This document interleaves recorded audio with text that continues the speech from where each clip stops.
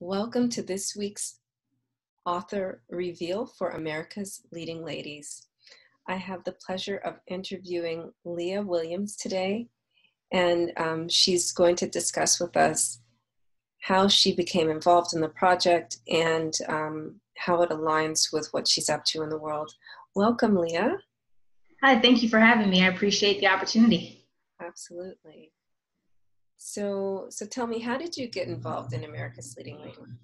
So Pat actually reached out to me a few months ago, right when the project was getting started, and she said she received my information as last year I was awarded Top Supply Chain Analyst by the International Association of Top Professionals. And so she said she, read my bio, heard about my story, and wanted me to be a part. So she reached out, and of course I was excited, and so I said I'd love to join this project. Of course. Wow, and I understand that you're one of many, well, there's up to 12 women that are part of the International Society of Top Professionals, so that's Yes. Wow, quite an honor. So now what is your mission and your vision for what you're doing in the world? Well, most importantly, I want to just leave a positive impact, and that's what ties, with the quote and the story that I shared in the book is make your mark on the world. And it's actually the slogan of my alma mater, Delaware State University, where I received my undergraduate degree as well as my MBA. But Delaware State University is a HBCU in Dover, Delaware. And so Del State really just impacted me and helped me mold into, the young professional and young woman I am today. And so I really took their slogan to heart as my way of living, because I really just try to make a positive impact, whether it's a small impact, a large impact, whether it's every day at work or in larger projects such as this. And so that's really my mission, is to make a positive impact. And in the book, I also share, kind of my story. I have Crohn's disease. I was diagnosed at 22 right when I graduated undergrad. And so it was a big adjustment. And now having this illness, and it's an illness that, I call invisible, because in the outside, you can't necessarily see that something's going on, but there's so much going on physically in my body. And, I try to hide the fact that I might be really tired or just sometimes barely have any energy, but through it all, I still try to make a positive impact on my life and the lives of others. And so I just wanted to encourage others, whether they have illnesses or any other challenge, because I know so many of us face a great variety of challenges on a regular basis. And so I just wanted to encourage everyone to keep that positive outlook and to try to make an impact on the world. Wow, you shared quite a bit there. I didn't even realize that Delaware State was in HBC. I didn't know that at all. So, yes. Wow, okay. And also Crohn's disease, I actually have a high school friend that suffers from that. And wow. I know what you mean. She really always masked, whatever she was going through. So that's really powerful. So, yeah. And I love your story. As you can hear, I'm a mother of many children, and some of them are screaming outside right now.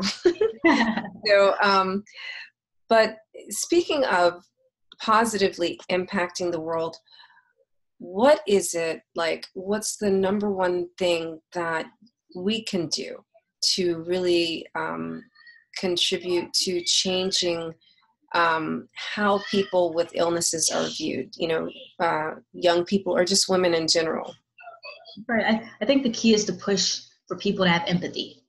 And, and I know, I guess it's cliche when people say treat others how you want to be treated, but it's true. I mean, if I, for example, go into a store, if I'm rude to someone, I don't know what they're going through. Maybe the cashier is working slower today because they just lost their loved one and they're just here because they need the money and they're just trying to focus. They can't afford to take the time off. And so it's just really, it's having that empathy where we never know what's going on. I mean, people lose loved ones. People just aren't feeling well. People might have just gotten yelled at by someone and now they're feeling bad. There's so many things that impact us on a regular basis that we aren't aware of. And so the more we encourage empathy and to treat others the way you want to be treated, the nicer the world would be, the kinder we would be to each other, and the better off everyone will be, so that we can, smile and make a difference to those that are dealing with something. If we all just try to be positive and try to have that empathy and understanding to say, hey, they might have treated me wrong, but maybe there's someone who treated them wrong, or maybe there's something they're going through that if I was in their shoes, I might have done the same thing. It's definitely encourage empathy. Yeah, I love that. Empathy. And, you know, that is something very overlooked. My mom, she always encouraged us to look people in their eyes and to smile. And, you know, really, like, what that's taught me over the course of my life is to, you know, I'm in the habit of seeing people, you know. So, like you said, you never know what people are going through. And Right. it's amazing. Like, people have been nasty to me, and I just look them in the eye and I smile and I say, you know what? I want you to have a beautiful remainder of your day.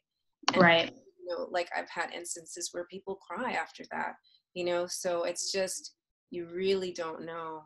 I think that's just a beautiful thing. I'm so happy that you shared that with us. So Well, thank you. Thank you for the opportunity. And I know you even mentioned young people. You know, like I said, I was diagnosed at 22 years old. And I know when we can think about illness, we normally associate it with older people, but also just being aware that, you know, there's children who are battling cancer. You know, I've met children under the age of 10 who have Crohn's disease, and some people, you know, have had multiple surgeries before they turn a teenager, or even, you know, there's people constantly having situations or cancer in their 20s or some type of illness. So it's just to also be aware that just because someone is young doesn't mean that they are 100% healthy. They could be going through something that someone who's in their 80s could be going through. So again, just to reemphasize the empathy aspect.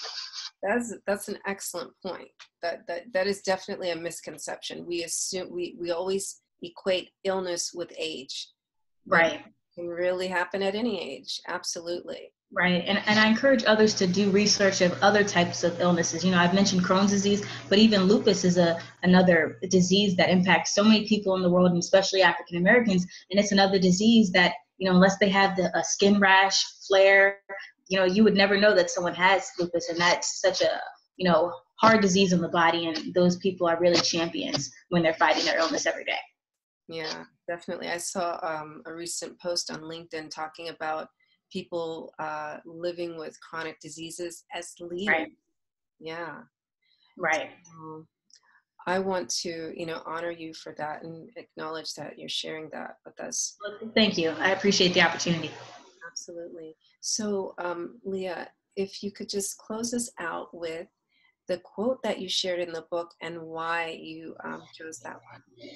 Yeah, so the quote I chose is "Make your mark on the world." And again, it's the slogan of my alma mater, Delaware State University. The reason I chose that quote is not only because of the impact that Delaware State University made in my life, but Delaware State University is encouraging young people. And I just feel as though if we all take that slogan and apply it to every aspect of our lives, it can truly encourage us. Like I said, you can make a mark, a small mark, a big mark, a short-term mark, a long-term mark. You know, every interaction with someone is a mark on their life. And so when we say make your mark on the world, it's strive to make as many marks as possible until you leave that bigger mark, which could be multiple marks in the hearts of people. So I just really feel as though it's just a positive way to live by, which can be applied on a regular basis. That's absolutely powerful. I'm not going to say anything more because I want to leave it with that. I love what you just said. So awesome. Thank you. Thank you for the opportunity. I really do appreciate it. Yeah, it's really been a pleasure. Thank you, Leah. So the America's Leading Ladies book is available on Amazon and Kindle version, and it should soon also be available in print. If you know Leah Williams directly, you can contact her to get a print copy from her, as the authors will be selling the print copies directly. And I believe it will not be available on Amazon. So thank you very much. And tune in next time for our next author reveal. Thank you.